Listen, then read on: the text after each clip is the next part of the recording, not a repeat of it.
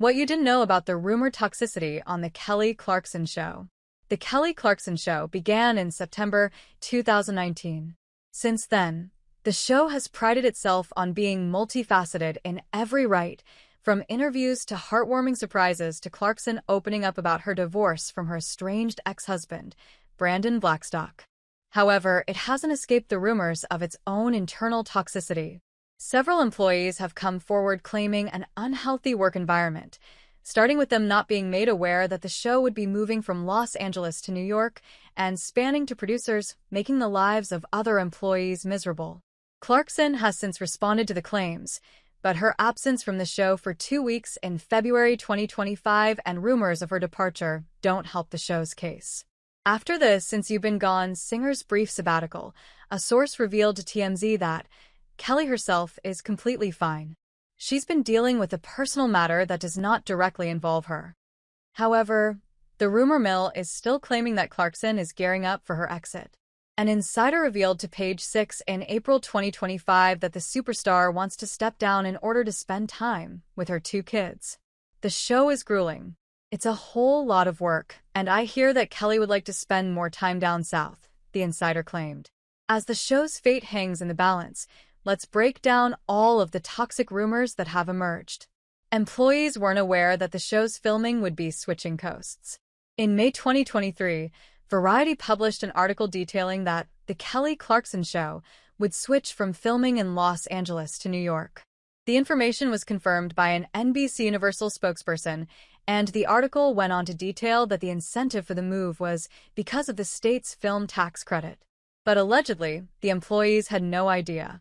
A few days after the original article was posted, Rolling Stone published a bombshell in which several employees came forward and detailed an extremely toxic work environment, one factor of which was that they were unaware that the show was switching coasts. The article claimed that employees knew that the move was being discussed, but not that it had been confirmed until 2 minutes before the original Variety announcement went public. It's unclear if any employees resigned because of the surprise coastal jump, but it's safe to assume that anyone who wasn't willing to move across the country at the drop of a hat would be out of a job. Some of the higher-ups are rumored to be toxic. In the aforementioned Rolling Stone article, 11 anonymous employees, 1 who was still employed there at the time of writing and 10 who had resigned, detailed the drama they endured on The Kelly Clarkson Show.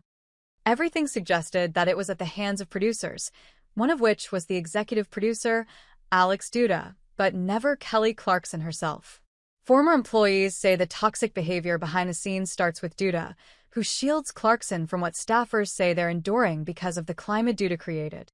The employees recounted countless moments of Duda verbally berating them to the point of mental and physical deterioration, but she wasn't the only one at fault.